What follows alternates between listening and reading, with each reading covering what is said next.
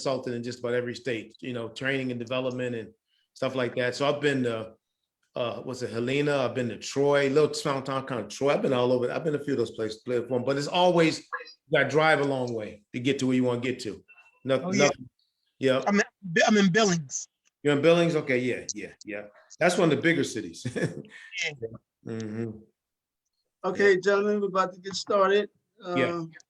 5, 4, 3, 2, 1. Good afternoon. Here we go, and welcome to this special edition of Showtime TV. I'm your host, Omar Rashada. Well, today is a very special day. It is June the 20th, 2021, and we're going to dedicate this program to fathers. It's Father's Day, and the topic of discussion is fatherhood. I have two distinguished gentlemen here who are great fathers. I have Coach D, Coach Darrell Andrews, and I have Sharif Green. Now, Paul Berry was supposed to be scheduled to be one of my guests, but he had a last minute change in the schedule. So we got these two big shots here. Gentlemen, good afternoon, and thank you for taking the opportunity to be guests on today's program.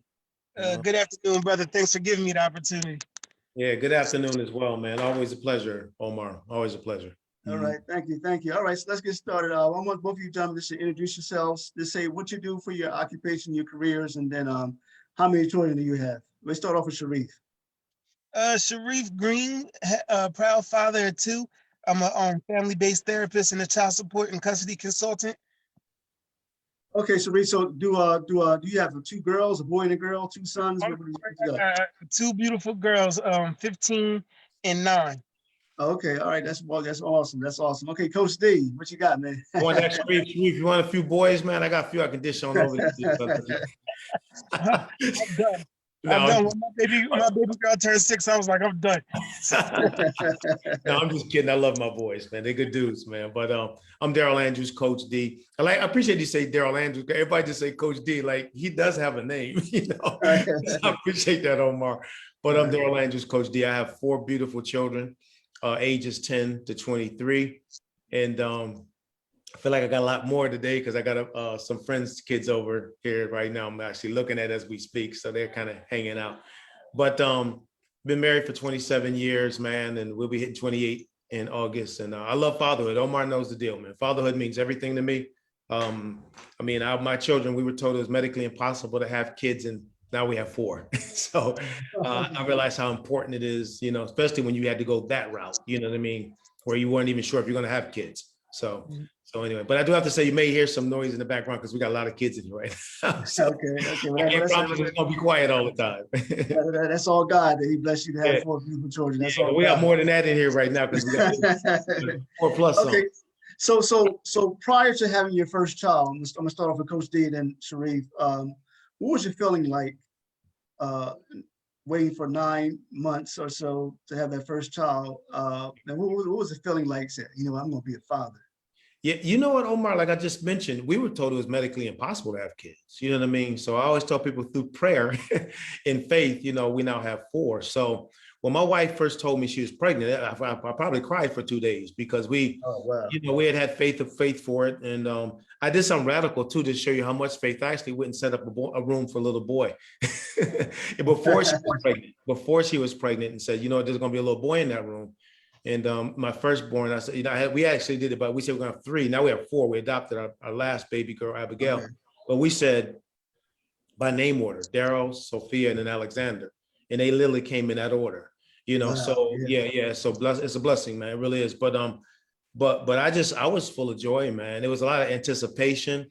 But then you also start asking yourself questions, man, like, what kind of father am I going to be? You know what I mean? Like, I want to be a good father. I want to be, I want to be the kind of dad my children will grow up and say he was a good dad. But you know what I mean? It's a process of trying to figure it all out. So it was a combination of joy and nervousness because I just wanted to be that good dad for my kids. And what do I do? So the first year prior to, man, was something. And but we, thank God we were blessed with a healthy baby boy. He's 23 now. And I enjoy all of it, man. Enjoy that experience. Enjoy even watching them grow up. It's all been good. So yeah. Sharif? Oh man, a little different.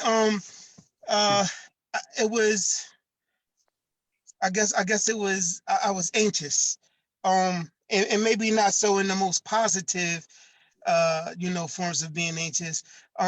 my daughter's mom, you know, we were together for some years, but we were still trying to figure each other out and build and grow. So when we found out we was pregnant with my daughter, this is my first baby girl. I was 27. So I wasn't like, you know, I done did everything. We done did the schooling and I done traveled and did everything I wanted to do. So it wasn't like it wasn't like I thought I was gonna be tied down or anything. I just Right. that I knew that me and her wasn't in the weren't in the proper mindset where Okay. we are proper spot in a relationship where we could raise a child in harmony. You know what I mean? Right. So Right. it's like, so I knew she had two other children and it was always like an 80-20 thing. She had 80% or more than that, probably 85-15, where she had 85% say so, and I had 15. Right. All well and good, you know what I mean? That's, you know, they weren't my biological children. I'm in the house, I'm raising them, but at the end of the day, that's, you know, that's her children. And I was like, I knew that mindset wasn't going to shift when my daughter came along, which, you know, was really, you know, put a lot of strain on our relationship. So I knew that this was going to be a challenge. You know, I knew it was going to be a challenge, you know, before my daughter was even born. Yeah, basically, it doesn't take any love or any of the experience away from me and my daughter. You know what I Right. mean? But yeah, I knew it was going to be a challenge. Right. So let me ask you two gentlemen, after having your kids, or were you different gentlemen? Like did having kids, did that change your life? Did that make you, like, for example, let's say before you had your children, you might have been a little knucklehead, you know, running around doing this, that, and the other. But once you had your children, you settled down, you matured a lot. What was your experience as men in terms of being more responsible once you had your children? You know, for me, man, it was easy because I had my children later in life. You know what I mean? Like my Okay. Darrell wasn't born until I was 35. So I mean, we're talking a long, long time. And Okay. so I kind of, my situation is different than most because I matured. I was at a state of where I could be a good dad and got those kind of childhood foolishness out the way. I don't know if you want to call it that, but you know what I mean. Just this Right. immaturity that comes with growing up sometimes. So I was already kind of ready and prepared. And then to be honest with you, I got blessed with some really good mentors. I mean, people who were raising their kids right, man, who were good examples to me. I was just actually interacting with one of them early name. His name is Gary Dudley. And in the reality, so my situation is different than most because I had my children later in life. And so there was a level of maturity already there. You know what I mean? From, and then also I'll say this too, Omar, just let you know, this is for the younger listeners. When I was 14, I said, I'm gonna be a good dad. You know what I mean? I just said it. I said, whenever I have children, I'm going to be a good dad because there was a lot of kids in my neighborhood who struggling with this whole fatherhood thing, man. Dads weren't there, things like that. And I just would see so much pain, like, in people's eyes and lives and everything. And I said, man, I don't want to be that kind of dad. You know what I mean? I want to be the kind of dad that my children can look at and be proud of. I don't know how I had that kind of insight at a young age, but it Right. stayed with me all the way to the point where we had our firstborn, now 4 kids. So I was one of the unusual young kids that had a determination to be a good dad, man, when I was a little boy. And I'm glad I kind of held on to that. All right. Sharif? Um, I it was like the opposite. Everybody's like, how they talk about, oh, you have a kid, you're gonna be broke, and they cost so much money and that wasn't it at all. Like, Yeah. because your kid becomes your priority. So all of the stuff that you was spending, like, I'm not gonna get that $90 pair of sneaks. You know what I mean? I'm gonna make sure my daughter's good, and it's a well worthy, and you don't miss that type of sacrifice. You know what I mean? So that's just what it was for me. It wasn't like it was just smooth. You know what I mean? My main fight, my main fight came in with the court system. Yeah. But like, Yeah. Okay, yes, we're gonna get into that in a little bit because I know you have the Fathers Defense organization. But I was just listening to Coach D earlier, and I remember Fresh Prince of Bel-Air. The most powerful episode that I saw was when Ben Vereen played Will Smith's father, and he came back into his life, and Will was so happy, and they were supposed to spend some time together, but he ended up walking out on Will. And Coach Lee, that kind of reminds me what you said earlier about a lot of young men growing up without their fathers. So I want to ask you too, if it's not too personal, did any one of you two grow up without a father, and what was that life like for you? Or even if you did grow up with your father, what was that life like for you? We can start off with Sharif and Coach Lee. No, I didn't grow up with my biological father. I had a stepfather though that, in hindsight, me and him didn't really get along, but in hindsight, you know what I mean. Financially, we was always good. Even living in Southbridge and everything, like we always had, you know what I mean. Always did family things, took nice trips and things like that. But yeah, my biological father, nah. But I don't want to say he wasn't missed. You know what I'm saying? But yeah, I had a stepfather that, like I said, we didn't have the best of relationships. You know what I mean? But in hindsight, he held it down. Okay. Yeah. You know what, man, this is always a tough subject for me to talk about. And the reason why is we're live, and we have two sets in my family. It's my brother and I, who are the older couple too. And then my father remarried and had a younger sibling. So sometimes my younger siblings hear me talk about it because he was in their life, but he wasn't in mine. So they get a little uncomfortable when I talk about it. But the reality is, no, he and my mom broke up when I was a baby, so I didn't have him in my life, growing up, as far as being there on a day-to-day basis. I would see him, because I was close to my grandmother and others. So with family type, but he wasn't, I grew up without him being actively involved in my day-to-day life. We had a relationship more so when I became older. And I think it's because I desired it, you know what I mean? And I pursued it. And then, I was able to make a connection to my younger siblings and kind of be a part of their lives. But I'll tell you this, man, and I guess this is for those moms that are out there who are in a similar situation. I think what happens is when you have a mother and who's a single mom who can fill their children's heart with so much love and care and time and energy and consideration, it kind of fills the gap, man. It really does. My mom has dementia right now. She's in a nursing home. And man, I'm gonna tell you something. I love my mom, man, because she made my life so fulfilling as a kid that didn't have as much of an effect on me as it may have had on some other kids. Like I played ball and I'm telling you, man, she found a way to her job to get off for every game. And I would look up in that stand and she's sitting up there, man. You know what I mean? She was right there. Or if another activity would happen, I look over my shoulder, she was right there. So having such a active and engaged mom, you know what I mean, kind of just made it a little bit easier. What I would have liked to have more time with my father, of course, most of us, would want that. But, things happen, man. It really does, and we don't know why they happen. I don't know why. To this day, I don't know why they broke up. I don't know why the relationship ended. But I did have a mom who just really did her best to kind of fill the void, that was there. So I didn't struggle with it that much. I think my brother had a little bit more of a struggle because he desired relationship a little bit more.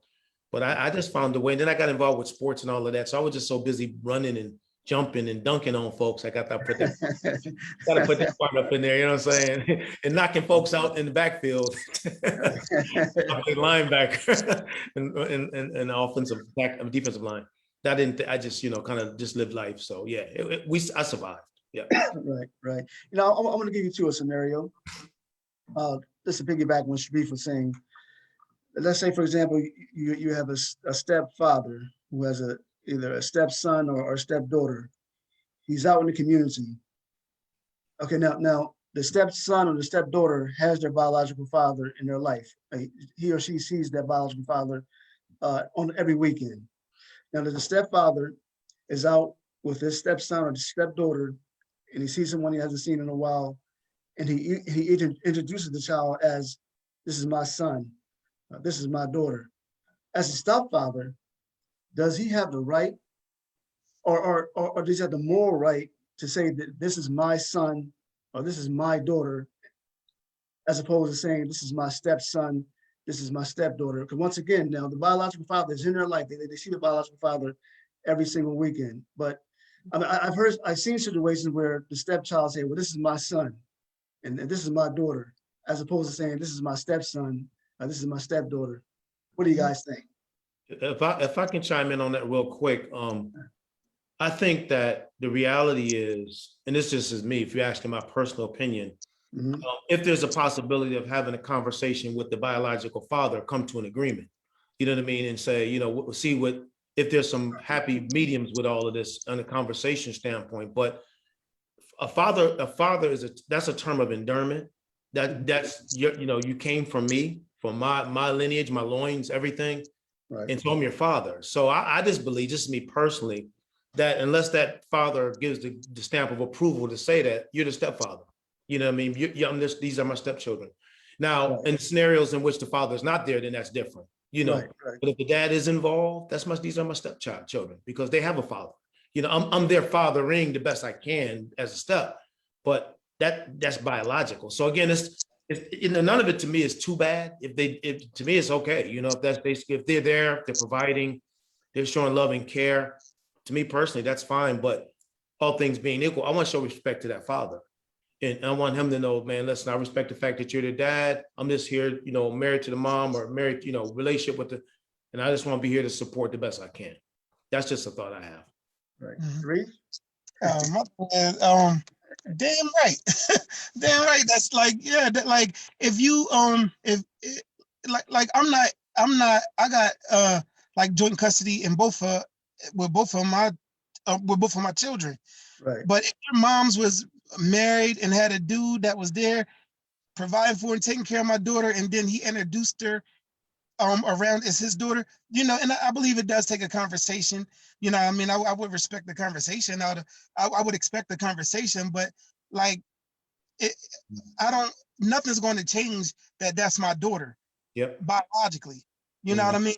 So if another man is there, I look at it as just an extra support. You know what I mean? If somebody breaks into my daughter's mom's house, then he's the one, ideally, he's the one that go downstairs and make sure everything is okay. So he's protecting my daughter in my absence. You know what I mean? So Right. somebody that puts in that work and really has love for your child like that, yeah. I don't, like I said, I would respect and expect the conversation about it. You know what I mean? But yeah, and I think introducing as if he introduced my daughter as his stepdaughter, and he had other kids or something, I think I would probably I feel like my daughter was kind of like they like slighted a little. You know what I'm saying? Okay, I got you. Like let them all be on the equal plane. You know what I mean? So Yeah. But when I'm looking at him talking, but the beauty is he's saying that's okay. You know what I'm saying? Like he's good with that, which is really what it's all about. Yeah, he's good with it. I think some other dads may be a little bit, they may have different thoughts, but that shows how much he cares about his kids, that he don't want his kids feeling like separated out. You know what I mean? This is my daughter, that's my daughter, that's my daughter, that's my daughter. So she doesn't have to feel like, like I have an adopted daughter, man. Right. And only time I talk about this is when I'm doing interviews. But I don't ever introduce her as my adopted daughter, ever. You know what I mean? My daughter. You know what I mean? Period. And so, because I don't want her to feel like, he has these are his kids, and I'm just this extra child that he has. Yeah. Right. Yeah, Coach T, I want to stay with you for a moment. You have two sons, two awesome sons, and your youngest son look just like you. Yeah, that's my twin, man. Yeah, I call him my twin. They look just like you. So having two sons in particular are African Americans. Do you fear for their safety? Let's keep it 100. Because we as Black men, unfortunately, since some of us we have a tendency to have the quote unquote black on black violence. We shoot one another, we fight one another, and then you have the issue with the police where your son gets stopped just because he is Black, and you look at the Rodney King situation, you look at some of the other situations involving police brutality. It could be a scary thing for African American men, in particular African American men who are teenagers or in their early 20s. So as a father, as an African American father, do you fear for your son's safety? You know what, Omar? Sometimes I fear for my own. Right. Yeah, sure. Yeah, that's true too. You talking keep it 100. Let's keep it real. Let me tell you a real quick scenario because I know we're being interviewed, so I don't want to take too long. So I just, I own a speaking and training company, consulting company, and I just got an opportunity to speak over in a border town in Texas. All right, 100% Mexican. All these Mexican folk out there, right? And so this rental car company, I had a new rental car company. They're trying to hook me up because they're trying to get my business because I travel so much. They just, they find out you do. So they gave me this beautiful BMW, man, right? So, but I wasn't thinking because I got this beautiful BMW, but I'm about to go to a border town. So you got a brother in this Beamer. Right. All right, with Florida, it's in Texas, with Florida license tags. And they have a lot of cartel activity out there. So, man, as soon as I hit that area, man, them cops were all over me, man. They didn't stop me. They didn't, but boy, they was following me all the way to the hotel. When I would go to different events, they would follow me. So to answer your question, man, this hard for us in general, man. I mean, it's just, it's the reality that I do a lot of diversity training, as you know, as well, diversity, equity, and inclusion. It's a reality that folks don't understand. We live with every single day. Every single day. A person sees a cop car pull up in the back of them, it's okay. They're fine with that. Like if it's a sirens, they're gonna go around. Even if they're going around us, we thinking, oh, here we go. It's like, even it's not for us. So as a father, yeah, I struggle with that, man. I mean, I don't necessarily struggle with the black on black thing because my kids, they're pretty focused on their career education and in college. They're kind of there, but as far as all the other pieces, yeah, man, I've had to have that conversation with my sons and I still do, I had a son that went to school down in Florida, Sarasota, Florida. And we've had this conversation, of course, and he had a situation one time, he was just hanging out with some of his friends. Now, in the school he goes to is primarily Caucasian kids. And so he's downtown going to have something to eat. Cop pulls up and tells him to come over. You know what I mean? And show his ID. Not show his ID, just come over. And what are you doing here? And we had prepared him. And so, I said, man, listen, you don't want to be, no fighting, no arguing. I said, if I got to deal with it, I'll deal with it. Just get out the situation. So he told him, I'm a student at, he said, sir, with respect, I'm a student at Ringling College. And he's like, well, what are you down here for? You know what I mean? He said, well, I'm eating lunch with my friends. And so he wanted him to come over to the car. And his four friends said, we're coming too, sir. Here's our IDs. And that shut it all down. That shut it down because his Caucasian friend said, man, you're going to deal with him. You got to deal with us too. And he said, all right, he just pulled off. So the reality is, for people out here don't think, this stuff happens all the time, man. This is our daily reality. And, and I'm so grateful for my son's friends who said, you know what, you're going to mess with him, you got to mess with us. You know what I mean? And so, yeah, you got to, man, because until we can get to a point, one thing I'll say this real quick, Omar, this diversity thing we're doing, there's a statement that one of my business partners, Pierre Campbell, says, and that he says that diversity is a human relations issue. And the reality is, until folks start to see us for who we really are, as equal humans in the human experience here in the States, we're going to always have these challenges. But the good thing I would say, especially with this president in office, there's a movement towards changing that paradigm. And I hope that it has a serious impact. But man, this thing is something we live with. I mean, this is, I know, a protracted response, but it's deal we deal with every day. And my boys, man, I got to talk to them. But listen, I talk to my daughters too, because it's not a cakewalk for them either. So that's just my thoughts on it. Yeah. Right. Yeah. So Sharif, you got two daughters. Have you ever raised any concerns in your mind about your daughter? And then I'm quite sure you're probably an overprotective father, but both of you gentlemen, because because fathers has a tendency to be overprotective towards their daughters. Go ahead, Sharif. Definitely concerned, but honestly, I never had that conversation with my daughter. I mean, we talk about, Floyd and like all of those type of incidents. Right. But I never really had the conversation if they were in that situation. So youngsters, now that triggers something in me that, I should fear for them too. You know what I mean? There's Sandra Bland's out there, and about a half a dozen other that I can't even think of right now. But that's that was notarized being by cops and stuff. So yeah, I definitely got to have that conversation with them.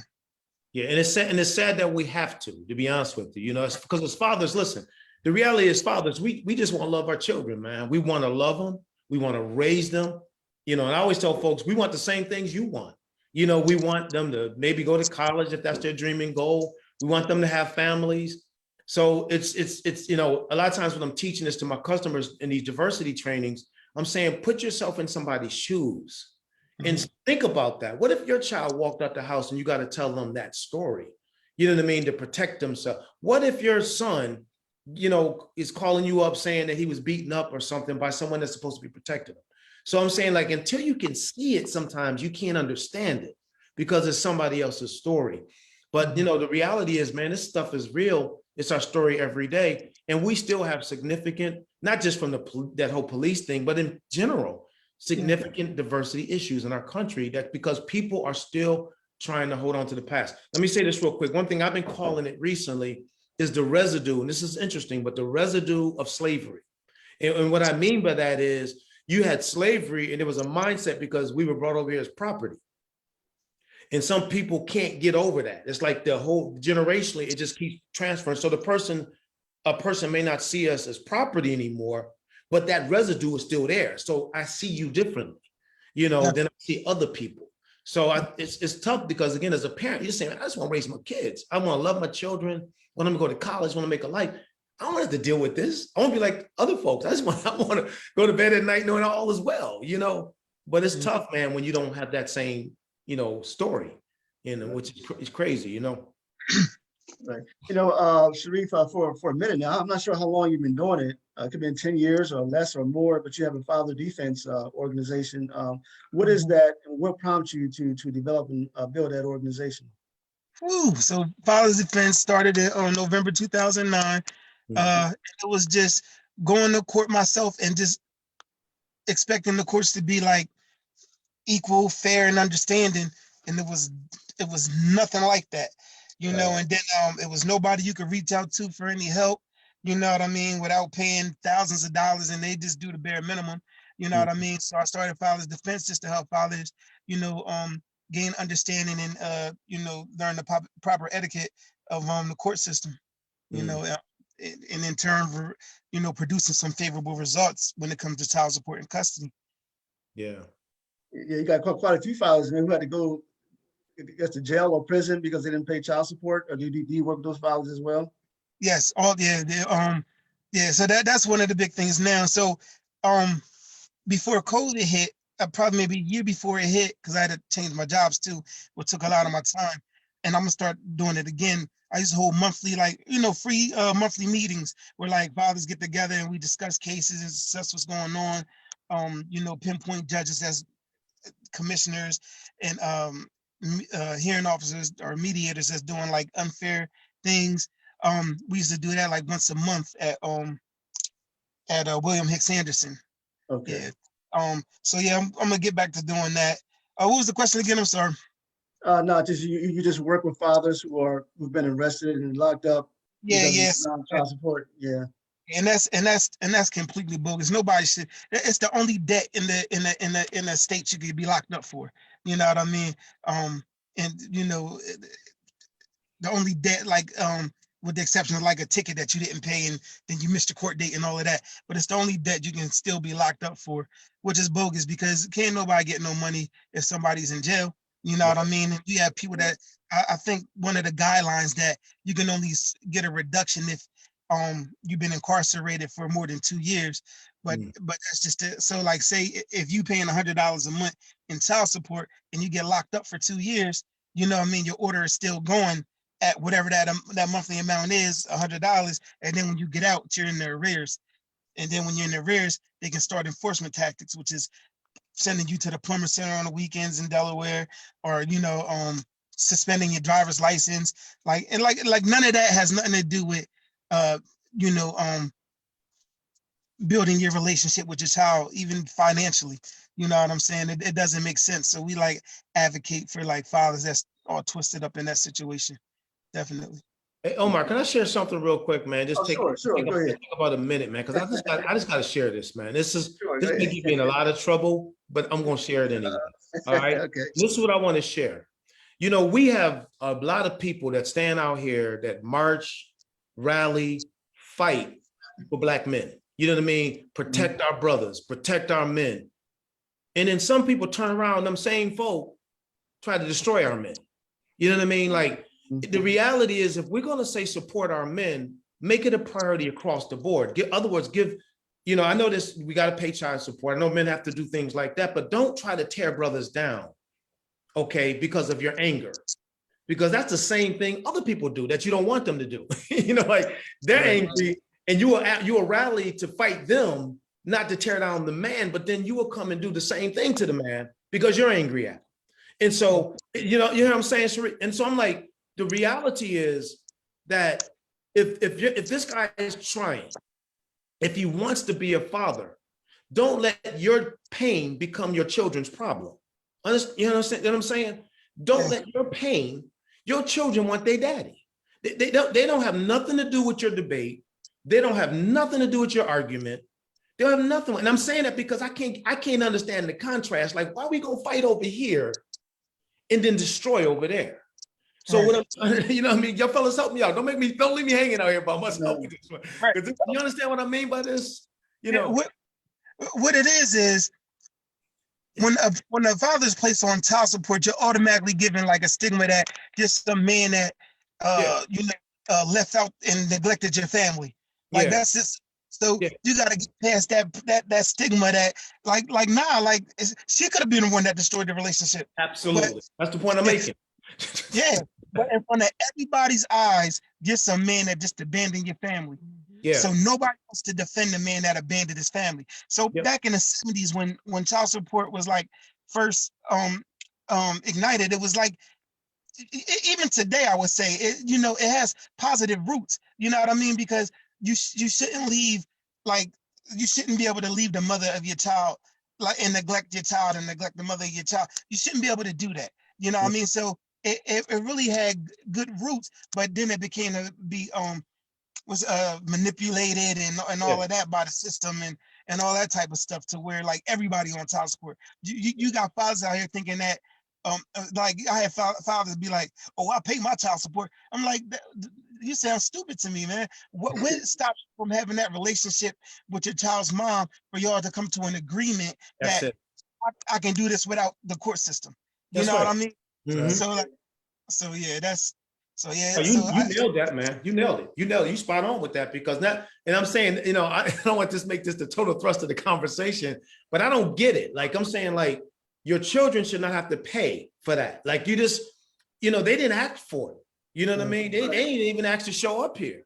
And so how can we, even if we don't necessarily have the greatest relationship, for the sake of those children, can we at least get along and at least try to make it so that that child can be influenced by their father, instead of saying, well, I'm gonna keep the kids away from them. Then they grow up with a complex because they didn't have a relationship with that. And now they mad at you when you're like, uh-oh, here it comes now, because they ain't little kids no more. They're older and they're gonna say, why did you do that? And then if they find out and connect with their dads later, they're gonna say, Dad wasn't a bad dude. Dad's a pretty good guy.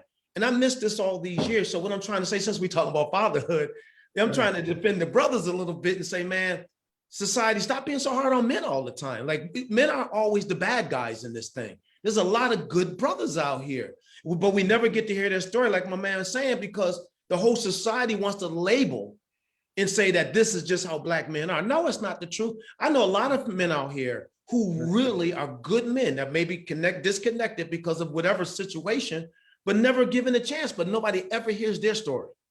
Because they never hear a story. Well, Coach sitting here telling it today.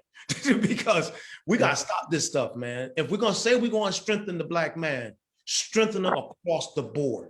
All right? Don't just strengthen them in the areas you feel like you're comfortable talking about. What sacrifices are you willing to make so that your child can have that dad in their lives? That's the question we need to ask. Right. Well, let me ask this question. Now. I may not better walk through Delaware. Or after that one.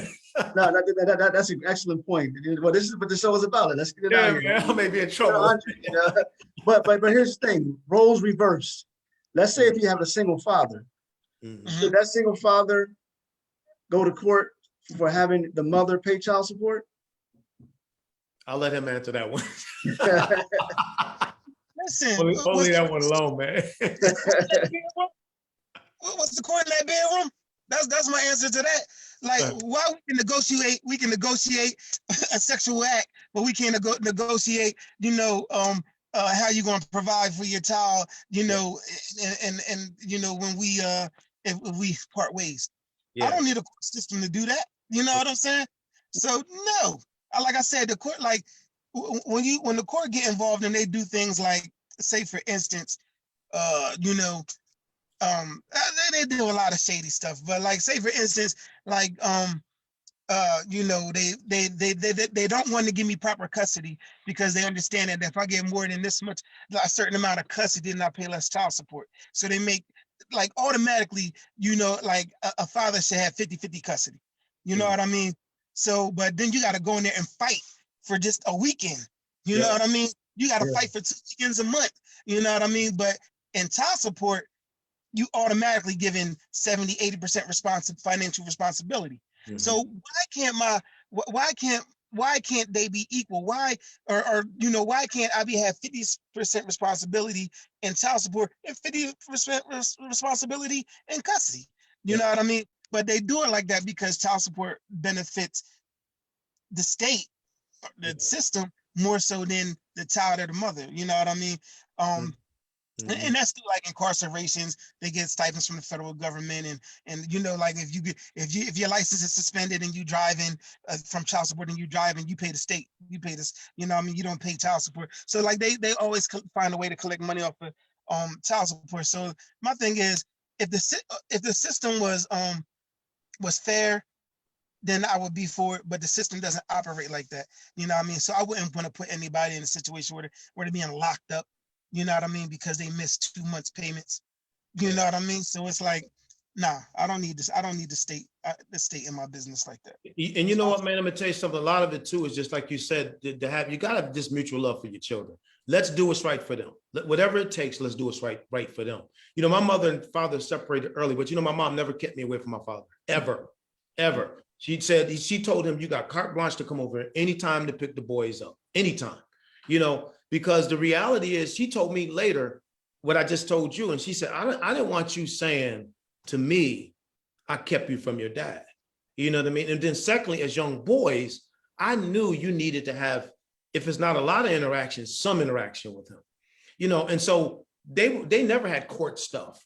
You know what I mean? They figured it out. It wasn't always perfect. He paid child support and sometimes there were struggles, but they would meet, talk it out and get back to business, you know? And I think maybe one time there was an incident, but once, but it wasn't, I didn't grow up seeing my mom taking my dad to court every other week. I just didn't see that, you know, it wasn't. So I'm just saying that, you know, and let me say this to my ladies out there who probably gonna throw rocks at me when they see me. I'm not saying that if a guy if he a knucklehead, that's different. If a guy is not doing this part, that's different.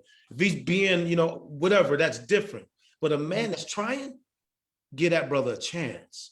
You know, someone that he may not be in the best situation, but really cares about his kids, give him a chance, you know, because the reality is I personally get tired of hearing these stories about men that are so incorrect, because I interact with a lot of these brothers. There's some good people, man. But they just, you know, society is so shaped, this negative image, and that kind of plays into the national paradigm, you know what I mean, of us as men, you know. And so, man, I just said, you know, to me, work it out, try to figure out what's best. You know, if you got to support, listen, like my brother said, everybody plays a role in this. I got to put food on the table. You do too. You know what I mean? They got to eat. They need clothes. They need vacation. We're going to play a role in this. And that's what's best for the family, because we're talking about Father's Day today. You know, and what's best from a father who cares about their family. We want, you know, and many of us out here do. Many of us out here do. Right. I want to give you gentlemen a good opportunity, because we talked about children. Let's talk about the achievements that your children have made within the last year. I know, Coach D, I know you had 2 graduated last year. You got one that's going to college, military college this year. And Sharif, you got 2 daughters. I want to give you 2 gentlemen an opportunity to just to brag, boast a little bit about your children, and talk about the significance of getting your children involved in activities. Because if they're not involved in activities, you know, they can be bored. It may lead them to self-destruction or doing things they shouldn't do. So whoever wants to go first can. Yeah, I'll jump in, man. Like, you know, I almost feel like my wife and I talk about this all the time. It's not like we say things, sometimes we feel a little bit guilty because our kids have done some phenomenal things, man. They're just like, it seems like they bragging, but I don't want it to seem that way. You know what I'm saying? But, you know, as you know, my son just received a full scholarship to Virginia Military Institute. And he's going there in the fall. And you know, he's won all kinds of awards for his, his leadership and volunteerism and things of that nature. And he's leaving in a few weeks to go be a part of their summer program. So he's child number 3 on a full scholarship. Okay. Yeah. My daughter, Sophia, is a global scholar at American University, and she's just taken over the world. Most folk know about that. She set up a nonprofit at 14 in Goma, Kenya, to help orphans in Nairobi, and been back and forth there a whole lot of times, about to head back over there again to spend some time. My oldest son, Darrell, as I mentioned, was at Ringling College of Art and Design in Sarasota, Florida, one of the few young men of color to go to one of the top 5 art schools and get a degree in illustration. Kid is just phenomenal. I have a younger baby girl, Abigail Jubilee, and she's just awesome across the board. I get so many things I can say, but I'm going to say this and I'll be quiet. That was intentional. We raised our children based upon their purpose, not our desires for them, but what they were born to do. And once we found their interests, you know what I mean, we got behind that and provided them with the tools that they need in order to maximize the gift that God gave them. And so that's a message to parents, because you hear a lot of parents out there saying, my child gonna be a doctor, my child gonna be a lawyer. The question is, does your child want to be a doctor and want to be a lawyer? You got to find out what's in their heart and give them the tools to support that. And man, my kids, I can go for hours, man, because our kids are just amazing. We have great kids. We're not a perfect family. I think people need to know that. We have our arguments, we have our debates, we have our disagreements. Sometimes my kids have attitudes like everybody else's kids, but we are a family that tries to live our life with a great sense of purpose and destiny. And I try to mirror that in my wife as well, in our children, so they can have an example to see. But I'm a proud father, man. And I'm so grateful that God gave me the kids he gave me. And that the fact that they were willing to take the family vision, for this purposeful living and run with it, which is truly a blessing. All right, Sharif. Man, so I'm starting my big girl, my 15-year-old, because just this Thursday, she gave a presentation, a Juneteenth presentation to like 40 people on my job. Love that. And rock it, you know what I mean? And I'm just sitting there like smiling the whole time, like, you know what I mean? So she was I don't know if you're familiar with Miss Sandy Clark that runs the Deja Delaware Juneteenth Association. She's been in that for like the past 8 years. She done won Miss Congeniality once or twice, always won like one of the best performances and everything. So right now, I think she missed the AB honor roll. She got a C this marking period, I think. But other than that, she was always AB honor roll. But just her mind and where her mind is, like she not all boy crazy, and you know what I mean, she's focused, and I couldn't ask for a better 15-year-old daughter. I really couldn't. She volunteers at not volunteer, what's it called? Interns at this place called Do, because she likes making t-shirts and stuff like that. By Walmart. So that's my 15-year-old. Like I said, I couldn't ask for a better one.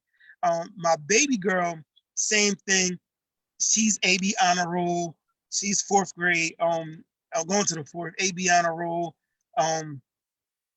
She brought home like, I think 4 or 5 different awards this year. The year before that was 11. You know what I mean? So we all went out to celebrate, and you know, like she's a brilliant child too. You know what I mean? Like I really couldn't ask for better daughters. I really couldn't. Right. Bless, man. Other thing I want to say, Omar, so my daughter, this is a local reference, but Sophia was an intern for Lisa Blunt Rochester too. Oh, so, I didn't know that. Wow. Yeah, she had that internship with her on the Capitol. Yeah, because Sophia's school is in DC, so she was right down there. And so I think Lisa, if she ever sees this, for that opportunity, because that was a great experience for her to learn some things at that level. So man, it's all good, man. Just as dads, we just want what's best. That's all we want. And our children. Let me ask you, at 14 years old, how did Sophia have the mindset of wanting to develop a nonprofit organization? I mean, what teenager has a mindset of nonprofits at 14? I'm like, whoa, man, that's pretty deep, man. And well, you gotta keep in mind, when she was 10, she was in the play Jonah at Sight and Sound Theater and performed in front of 1 million people. She's always been that type of child with that kind of foresight. You know what I mean? She just was born with it. It's funny, I used to always say, when she was first born, she tracked me at birth. I mean, kids don't track. They usually take a few weeks. but she was literally following my finger. I said, wait a minute, she was just born. So what kind of child is this? But yeah, she was born with it, man. But the reality is she's always had a sense of compassion, a big heart for people. And she went over there with a church group, you know what I mean, that was going over to this location. And she literally begged me because I wasn't going to let her go. 14 was just too young because the kids that were going were like 17 and 18, but they were adults with them that I knew and I, trusted. But that was just too far away. I said, baby, I can't drive and pick you up from Kenya. I said, if I need you, come get you, you know what I'm saying? And so she stayed on me and I let her go. And I'll never forget when she came back in the airport in Philly, I was there to pick her up. And she walked over to me and she wrapped her arms around me in full-blown tears. And she said, Dad, I got to do something. She said, these kids over here has had the largest orphan population in the world. These kids are left in garbage bags and landfills, and they find them everywhere. And she said, they're beautiful kids. And she said, she said this, she was straight up honest. She said, American kids are so spoiled. We don't know what we have over here. And so that's when she said, I got to do something. And about 4 months later, she and her mom sat down, they started a nonprofit. She started a nonprofit and she's been back and forth 10 times now. And as you know, it was a culture shock for her. Yeah. Well, she just knew that we had to do something because we have resources and access over here. But most importantly, she had the heart to do it at a very young age. And now she has an advisory board and a board of trustees. And, she, as you know, she was just interviewed on the Kelly Clarkson show about the nonprofit. And she has all kinds of people supporting her in it. But you know what? I'll say this and wrapping this part up, man, just give your kids a sense of purpose. And whenever your kids show interest in something, support it. You know what I mean? I didn't ask her to do this. This was in her heart to do. And I said, so from that point on, I had no problem with her going back and forth to Kenya. And she's been there plenty of times. She'll be there in July. And then she was going to go back in September, I believe. And because that's her purpose. That's her calling. Okay. So, John, I'm going to give you the opportunity. We're going to close out. So I'm going to give you guys. Oh, go ahead, Sharif. Go ahead. I'm sorry, I forgot. My daughter Reason has an LLC too called Reason's World, where she makes like T-shirts and stuff. So my bad. Okay.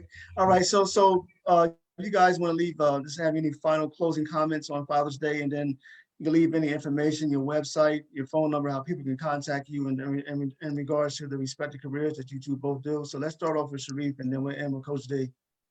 Sharif, you can find me on Facebook, Sharif Green. I have a private group for Father's Defense. But if we talk a little bit, and I see where your heart is a father, you know what I mean? We vote you in the private group. What else? Other than that, you can contact me 215-253-9580. Thanks, every father out there be encouraged. One thing I do want to state is that I run into a lot of fathers sometimes that become like so discouraged. They say some things like, I just wait until my child is 18 and let them reach out to me. Forget that, man. Go hard as you can for your kids while you can. You know what I mean? They need you in their lives. So yeah, that's just what I want to end with. Stay encouraged as fathers. Yeah, okay. I just want to say to my brother as well, man, appreciate the work you're doing helping men, man. We need it. You know what I mean? That is noble, honorable, and I'm proud of you, man, for that work. And I put my website up on the chat feature, but I'm at CoachDSpeaks.com, CoachDSpeaks.com. I'm at Coach D Speaks on Instagram and Twitter. And I'm also Coach D at Coach D Speaks on LinkedIn. So I would encourage, but most of the folks in Delaware know who I am. I've been around forever. Most folks know me for the motivational speaking and training, but we've moved way beyond that now. We're doing a lot of consulting in the area of diversity, equity, and inclusion, contracts with corporations and businesses all over the country now. We're actually looking and moving into some global work, but we have a framework that's called the Equity 3M framework that's working because we're having conversations with people, not beating them up. We're having conversations and people are starting to listen because of that. So these businesses and organizations love that work. I still do a lot of the speaking and training and coaching. One other area of coaching that is starting to emerge quite a bit is really coaching small businesses in the area of, how to build your systems. I've been doing this for so long, success systems and how to be accountable. So I'm coaching small business owners on how to be accountable to your business goals, because most people don't realize that's the most important thing. When I walk in my office, my goals are sitting right there. I got a dream team that I'm interacting with that keep each other accountable to it. I don't just do this on my own. Most people get out here in business and they just they flounder because they're trying to do too much by themselves. So that's another piece of our business that's really taken off. And so, you know, if anyone's interested, can reach out to us. I only take on so many people because we're so busy in other areas, but I'll take on some that are serious about it and help them try to, you know, scale their businesses through accountability. So that's a little bit about who we are. Again, my website, coachdspeaks.com, you know, at Coach D Speaks on Instagram. All right, you can also find Coach D be doing Facebook Lives and be kicking that knowledge. I'll kick it. Yes, I can. I'm like them boys. What they call it? What's that group? Q-Tip and them. Can I kick it? Yes, we can. Yeah. Them boys. Yeah, can I kick it? Yes, we can. Okay, well, gentlemen, I'd like to thank both of you for taking your time, your busy schedules to be part of today's program. Happy Father's Day to you both, and I'm gonna reach out to you guys in the future. You know, we got to continue to do this. All right, God bless and have a safe week. Everyone else, please like, subscribe, and share. All right, thank you, fellas. Take care. Take care. Thank Happy Father's Day. Take care. Happy Father's Day to you too, man. Thanks for your knowledge. Good work, man. You too. Take care. Bye-bye. God bless.